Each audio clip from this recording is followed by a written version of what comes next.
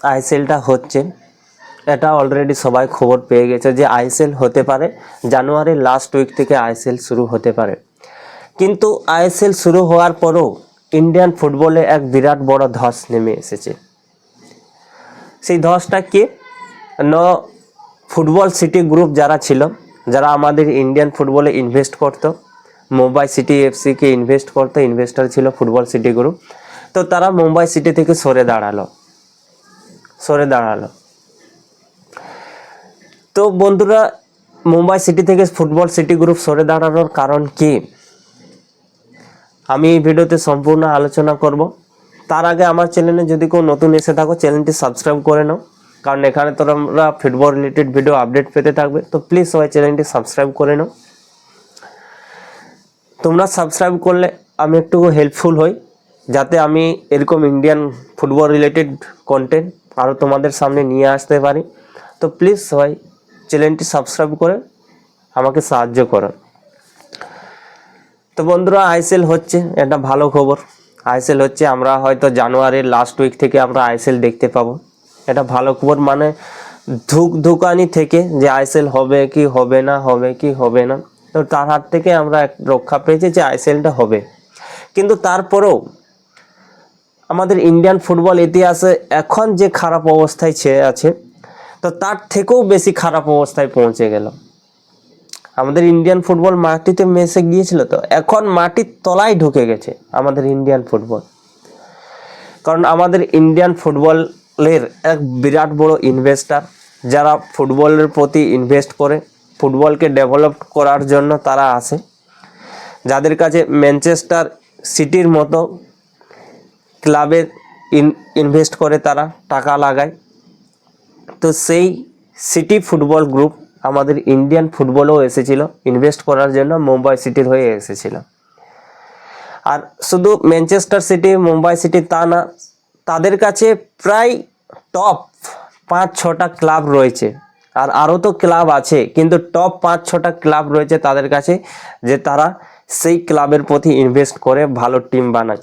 Melbourne city রয়েছে তাদের কাছে, তাদের মধ্যে ম্যানচেস্টার সিটি, আরও এরকম অনেক ক্লাব রয়েছে। তো তারা আমাদের 2019 সালে এসেছিল ইন্ডিয়ান ফুটবলে ইনভেস্ট করার জন্য, এসেছিল মুম্বাই সিটির হয়ে। তারা সিটি ফুটবল গ্রুপ, তো তারা মুম্বাই সিটিতে হয়েই তারা ইনভেস্ট করবে, তো সেই মুম্বাই সিটির হয়ে এসেছিল। তার আগে আমরা দেখেছিলাম রণবীরকে ওনার হতে, মুম্বাই সিটির ওনার ছিল রণবীর কাপুর। এখন তারা ছেড়ে দেওয়াতে ব্যাক আবার এসছে, রণবীর কাপুরই মুম্বাই সিটির ক্লাব ওনার হবে।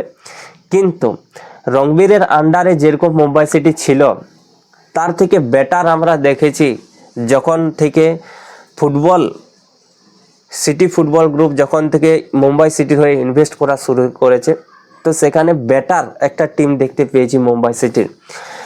সেই সময় তারা অনেক কিছু জিনিস অ্যাচিভ করেছে, আইএসএল ট্রফি অ্যাচিভ করেছে, শিল্ড অ্যাচিভ করেছে, এবং তারা চ্যাম্পিয়ন্স লিগে খেলেছে, এএফসি চ্যাম্পিয়ন্স লিগে খেলেছে, এবং তারা প্রথম ইন্ডিয়ান ক্লাব হয় যারা এএফসি চ্যাম্পিয়ন্স লিগ দ্বারা উইনার হয়েছে, ম্যাচ উইনার হয়েছে।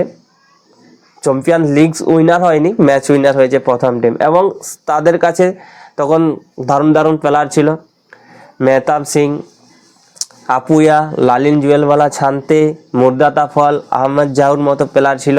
এবং তাদের কাছে দারুণ কোচ ছিল, সার্জিও লোবেরার মতো কোচ ছিল। আর সেই সময় তারা বাই শিল্ড ট্রফি দুটোই অ্যাচিভ করেছে, যেটা কিন্তু রণবীরের আন্ডারে অ্যাচিভ করতে পারেনি, আর রণবীরের আন্ডারে সেইরকম টিমও থাকেনি। তো তারা সরে দাঁড়ালো, সিটি ফুটবল গ্রুপ সরে দাঁড়ালো। আর সিটি ফুটবল গ্রুপ সরে দাঁড়ানোর কারণ কি না, আমাদের এআইএফএফ এর ব্যর্থতার কারণে ফুটবল সিটি গ্রুপ তারা সরে দাঁড়ালো। আমাদের এআইএফএফ এতটাই ব্যর্থ যে যারা ফুটবলের প্রতি ইনভেস্ট করে, ফুটবলের প্রতি ফিউচার দেখে, মানে আমাদের ইন্ডিয়ান ফুটবলের যে অবস্থা, তারপরেও তারা এসেছিল যে ফিউচারে কিছু পাবে বলে এসেছিল, কিন্তু সেখান থেকেও তারা সরে দাঁড়াচ্ছে। যখন তারা 2019-এ এসেছিল, এখন 2025-এ তারা সরে দাঁড়ালো। কারণ কি জন্য সরে দাঁড়ালো? কারণ আমাদের যে টপ টিয়ার লিগ, আইএসএল আমাদের ইন্ডিয়ান ফুটবলের যে টপ টিয়ার লিগ, সেই আইএসএলের যে অবস্থা, সেই অবস্থার কারণে আমাদের আইএসএলটা হবে, সেটাও আবার আগের মতো যে জমজমাটভাবে হবে, সেই জমজমাটভাবে হবে না। দুটো ফরম্যাটে হবে, একটা গোয়াতে, একটা ওয়েস্ট বেঙ্গলে। এই দুটো ফরম্যাটে আইএসএল হবে। প্লাস যে হোম ওয়ে ম্যাচে হওয়ার কথা ছিল, সেই হোম ওয়ে ম্যাচে হবে না। এখন আমাদের ইন্ডিয়ান টপ টিয়ার লিগের যে আইএসএলটা হবে না করে শুরু হচ্ছে। প্লাস যে একটা গোল, যে 2030 সালে 2035 সালে গিয়ে ইন্ডিয়ান ফুটবলের অবস্থা ঠিক হবে, সেই গোলটা সিটি ফুটবল গ্রুপ দেখতে পাচ্ছে না। তারা যে টাকাটা লাগাবে, সেই টাকাটা তো তুলতে হবে তাদেরকে। তারা যে টাকা খরচ করবে, সেই তার তো আয় একটা আসতে হবে। সেই আয়টাই যদি না আসে, তাহলে তারা কি করে খরচ করবে? তো সেইটা আমাদের ইন্ডিয়ান ফুটবলে দেখতে পাচ্ছে না ফুটবল সিটি গ্রুপ। তো তার জন্য তারা সরে দাঁড়ালো। এই দুটো কারণের জন্য তারা সরে দাঁড়ালো, যেটা আমাদের ইন্ডিয়ান ফুটবলের জন্য একটা খারাপ খবর, খুবই খারাপ খবর আমাদের ইন্ডিয়ান ফুটবলের জন্য। যে আমাদের ইন্ডিয়ান ফুটবলের একই খারাপ অবস্থা, তারপরেও যখন এরকম একটা বড় ইনভেস্টার আমাদের ইন্ডিয়ান ফুটবল থেকে চলে যায়, আমাদের দেখো ইন্ডিয়ান ফুটবলের প্লেয়ারদের ভ্যালু বাড়ছে, কিন্তু ফুটবলের মান বাড়ছে না। প্লেয়ারদের ভ্যালু প্রত্যেক বছর বেড়ে যাচ্ছে, কিন্তু ফুটবলের প্রতি যে ক্রেজটা, সেই ক্রেজটা আনতে পারছে না। আর এটা পুরোপুরি ব্যর্থতা এআইএফএফের মাত্র।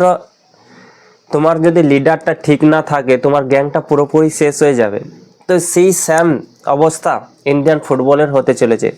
তার নিজের স্বার্থের জন্য সে পুরো ইন্ডিয়ান ফুটবলটাকে শেষ করে দিতে চলেছে, নিজের স্বার্থের জন্য।